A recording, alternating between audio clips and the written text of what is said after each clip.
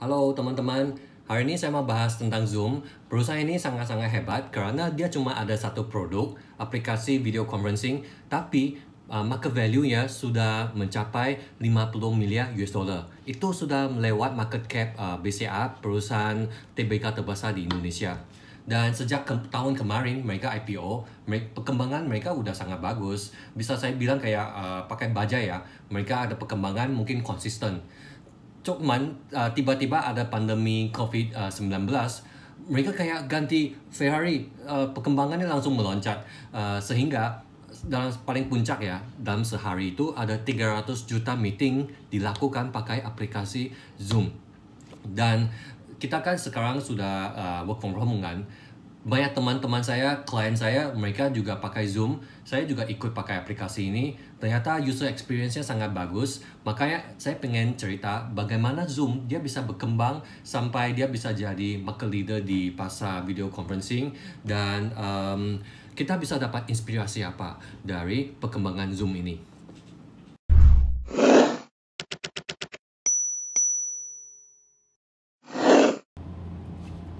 Pertama kita bahas background founder Zoom dulu. Founder namanya Eric Yuan. Pada umur 27 ya, dia udah mau pindah, mau kerja di Amerika. Dia ajuin 8 kali visa kerja di Amerika, 8 kali ditolak. Untung kali ke-9 visanya diterima. Dan saat dia masuk ke Amerika itu sebenarnya bahasa Inggrisnya juga kurang bagus, mau ngomong juga susah. Emang susah untuk kerja di perusahaan besar di Amerika.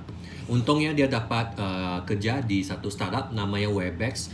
Itu perusahaan di video conferencing juga, dan kebetulan bosnya juga orang Cina. Saya baca ya wawancara Eric, dia bilang attitude kerjanya ya, biasanya sebelum jam kantor dia udah mulai kerja.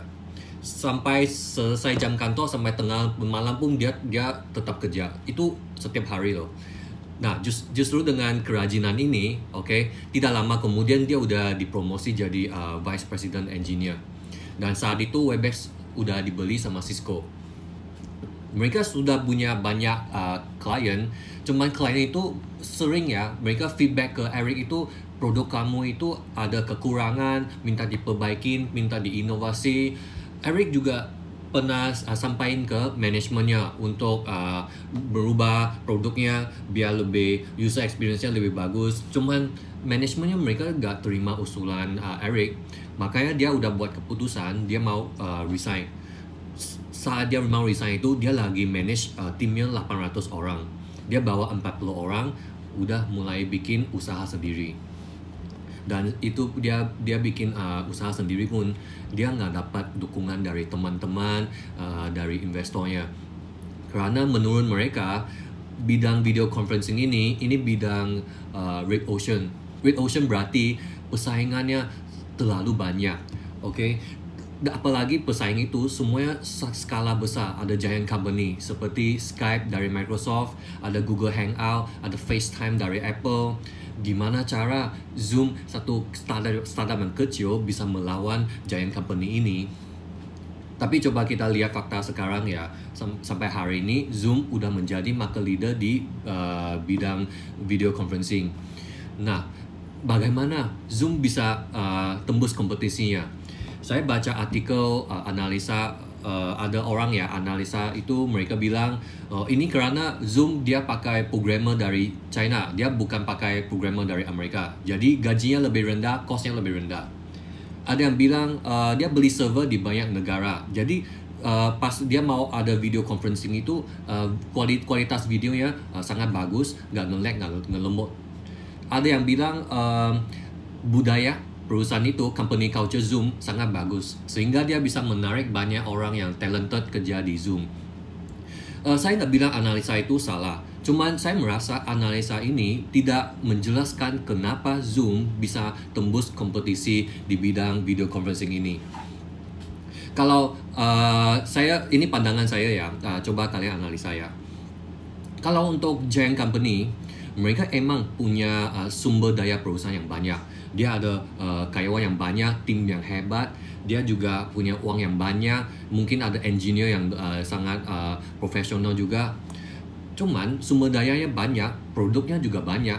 main business mereka itu bukan di video conferencing. Jadi sumber daya itu sebenarnya nggak kefokus di satu produk tertentu. Beda dengan Zoom. Zoom, seluruh perusahaan, semua karyawannya, mereka cuma ada fokus di satu hal. Bagaimana kita bisa optimalin user experience video conference. Nah, dengan cara ini, kamu bisa lihat ya, mereka ada banyak improvisasi yang bagus untuk aplikasinya. Seperti kamu kalau mau ajak meeting, kamu tinggal kirim meeting link, orang tinggal klik, dia udah bisa langsung gabung. Oke, nggak peduli kamu pakai browser apa, kamu pakai perangkat apa. Terus ada satu yang saya merasa ya lebih prihatin ke kebutuhan penggunanya, apalagi kebutuhan itu nggak terlalu terlihat. Saya pakai contoh ya, teman saya pernah cerita, kita kan work from home kan, pas mereka ada meeting sama teman kantornya, saat dia buka video cam ya, dia merasa canggung. Kenapa? Karena dia lihat background temannya di rumah yang besar, renovasi yang bagus, furniture yang bagus. Tapi di background teman saya itu ada baju yang lagi gantung lagi jemuran, ada tembok yang lagi retak. Jadi dia merasa wah ini terlalu awkward lah buat mereka. Jadi backgroundnya kelihatan, itu juga menjadi bebannya kalau lain kali mau video call sama orang lain, dia merasa sangat beban lah karena nanti kelihatan tempatnya. Nah, tapi Zoom dia bisa prihatin ke kebutuhan ini, makanya dia udah sediain kayak virtual background, kita bebas mau pilih gambar apapun jadi background kita, dan ini ya selain bisa bikin meeting kita lebih fun, dia juga bisa meringankan beban penggunanya, jadi mereka nggak rasa dia keberatan untuk pakai Zoom buat video call. Itulah yang saya rasa improvisasi yang sangat bagus. Terus dan mereka juga sediain kayak free version 40 menit. Itu 40 menit itu free version ya, itu bisa buat 100 orang meeting pada waktu yang sama. Kalau untuk kompetitornya, mereka mana ada free version yang seperti ini. Tapi sekarang emang udah banyak yang mereka udah ikut settingan Zoom. Tapi sebelum itu mana ada. Makanya Zoom pas ada pandemi COVID-19 ini, dia bisa jadi viral. Oke, dia viral itu, oke, coba kita bahas ya, kenapa satu produk itu bisa jadi viral. Karena penggunanya dia pasti merasa kalau saya pakai produk ini bisa bikin saya keren. Oke, produk ini dia harus keren itu saya susah ya pakai kata untuk deskripsi ya, dia kayak sejenis feeling. Jadi untuk orang muda atau startup yang baru, mereka pakai aplikasi ini, dia mau kirim link ke teman-temannya, ke kliennya, dia nggak akan merasa beban kayak nanti kliennya akan rasa ini aplikasinya repot banget ya, mau meeting mau harus download dulu gimana. Jadi kalau ada orang ya, mereka juga compare Zoom dengan Webex. Webex itu jelas-jelas itu buat formal business meeting. Tapi Zoom sekarang dia bukan saja buat business meeting, dia juga bisa buat social. Kita bisa lihat ya, banyak orang mereka udah pindah kegiatan offline mereka ke online pakai aplikasi Zoom. Seperti ada yang mengajar yoga kelas pakai Zoom, resepsi pernikahan, wisuda, terus ada yang pesta ulang tahun juga pakai Zoom. Jadi dengan cara-cara ini, orang itu mereka lebih interaktif pakai Zoom-nya. Ini beda sama Webex. Kamu nggak mungkin pakai Webex untuk bikin pesta dong, ya kan? Ini kan aneh banget. Tapi kamu mau ngomong anehnya gimana? Kamu nggak bisa deskripsi tau. Pokoknya inilah kerennya aplikasi Zoom.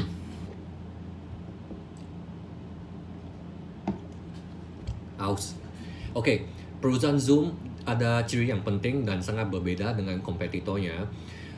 Visi Zoom itu sebenarnya bukan cuma mau bikin aplikasi video conferencing, mereka mau bikin platform komunikasi video untuk perusahaan lain.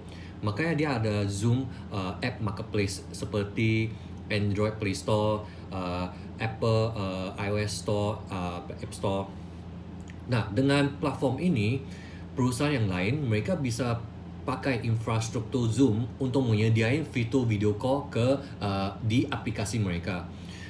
Menurut saya ini sangat bagus karena dia bisa empower lebih banyak startup ya, mulai usaha dengan gampang. Karena kita tahu ya, misalnya kita mau nambahin fitur video call di aplikasi kita harus sediain investasi yang lumayan untuk beli server, untuk nyediain bandwidth. Jadi sekarang kita tinggal manfaatin infrastruktur Zoom, kita bisa nikmatin kualitas video conference yang sangat bagus. Dan udah ada banyak startup yang mulai pakai infrastruktur Zoom-nya. Contoh, ada aplikasi OkZoomer di Amerika. Nah, itu aplikasi speed dating. Mahasiswa itu kalau pakai aplikasi itu, dia bisa pakai fitur Zoom meeting, Zoom video call ke pacarnya tanpa ketemu. Terus kita ada aplikasi Epic. Epic juga kayak aplikasi Halodoc. Dokternya bisa pakai fitur Zoom video call ke pasiennya untuk nanya kondisi kamu gimana, kamu sakit di mana. Jadi ini sangat-sangat excited ya. Coba kamu pikir bisnis kamu gimana cara ya bisa diinovasi lagi. Bisa kita pakai infrastruktur Zoom nggak untuk inovasi? Selesai ini mungkin kita coba bahas inspirasi apa yang kita bisa dapat dari cerita Zoom. Kalau untuk saya bikin usaha sendiri, mau bikin startup, usia kamu bukan batasan, bukan limit kamu. Oke, coba lihat Eric pada usia 40, dia ada kerja yang sangat bagus, pendapatan yang stabil, dia ada keluarga, ada anak-anak, tapi dia rela meninggalkan pekerjaan ini untuk mulai sesuatu yang risiko tinggi. Ini untuk orang yang buat keputusan ini butuh keberanian dan nekat. Makanya saya respect dengan orang yang bikin usaha sendiri, nggak peduli orang usia muda atau usia tua pun. Semangat mereka itu nggak gampang ya untuk menghadapi tantangan bisnis. Karena saya sendiri juga menjalan usaha saya bisa merasa begitu juga. Dan untuk startup, kalau kamu ada produk yang mirip dengan produk kompetitor, mungkin produknya dari perusahaan yang besar, kamu jangan copy produk mereka. Kamu harus find out kekurangan produknya di mana, kelebihan produk kamu di mana, dan kamu fokus semua sumber daya kamu untuk optimalin kelebihan kamu. Baru kamu dapat kesempatan bisa salib produk dari kompetitornya. Kalau enggak, itu susah untuk menang di persaingan. Apalagi sekarang semua orang bisa dapat ide dan mulai startup yang bikin produk yang sama. Pokoknya bikin usaha itu bilang gampang nggak gampang, bilang susah ya susah. Jadi kita cheers untuk teman-teman yang lagi berjuang di usaha sendiri. Oke, jadi video sharing saya sampai sini hari ini. Kita ketemu lagi. Bye bye.